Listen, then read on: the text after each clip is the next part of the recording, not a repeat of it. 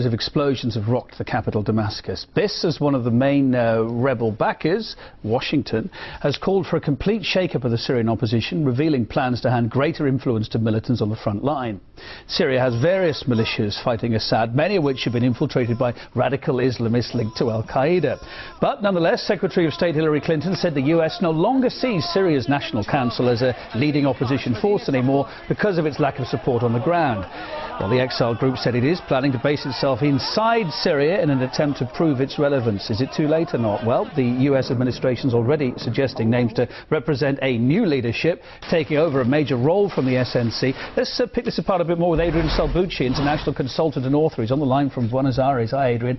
One of the leading internal opposition figures in Syria is now accusing the US of meddling in Syrian affairs by trying to set up this new opposition council. But hang on, that's exactly what the opposition forces have been calling for all along, isn't it?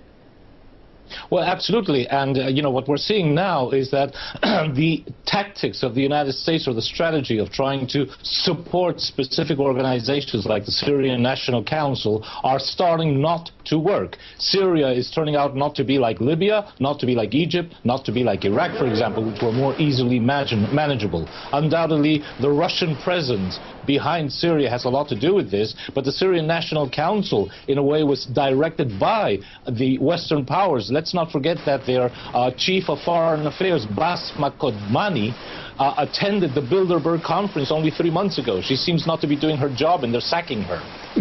So the US then coming up with this alternative to set up this new council that seems to be trying to take control of the situation. Its main aim still to bring down the Assad government. So what's new, end of the day?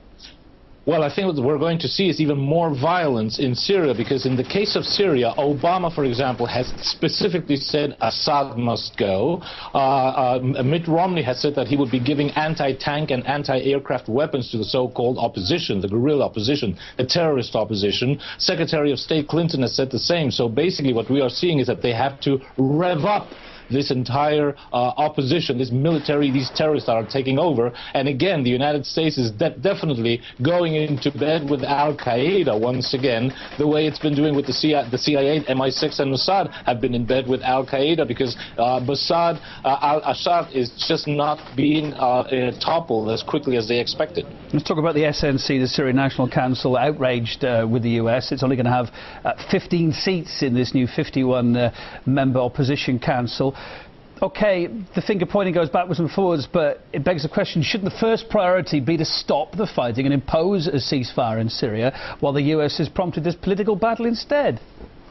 Well, that's the worst thing that can happen to the Western powers, with the United States in the forefront, because what they need is to have overall turmoil throughout Syria. Let's not forget that the road to Iran, from the American point of view, goes through Damascus. So they need to have Syria fall quickly before the Israelis go ahead and unilaterally attack Iran. So they're really fighting against the clock, and they need to bring much more violence into Syria, trying to see if they can get that over and done with. It's been going on for over a year and a half. So we're really going to see very, very dangerous play going back and forth. American geostrategy on the one side and British, and the Israeli on the other side. And the Russians are looking at them both very, very closely. Yeah, we'll talk about the latest from Moscow in just a second. The US then saying it wants more political power in the hands of those fighting against Assad. But bearing in mind the extremist threat, the big worry is, I guess, this latest policy could make an escalation in the violence even more likely, as you say, and yeah, with al-Qaeda on board, etc. Absolutely. Well, I mean, from the point of view of the Western powers, the more turmoil there is, the better it is for them, because they feel that they will be able to take some sort of advantage. But it has not gone according to plan. And if they do press Syria too much, supporting flagrantly and openly, the way they've been doing, these terrorist groups that are trying to overthrow the legal government of Syria, like it or not, it's the Syrians who have to decide. As Sergei Lavrov, the Russian foreign minister, said, it's a Syrian problem. What would America do if a foreign country were to now intervene in its elections? No doubt they would take some sort of reaction. So what we have to see now is that we are edging closer and closer to a more direct confrontation with Russia, and that is really very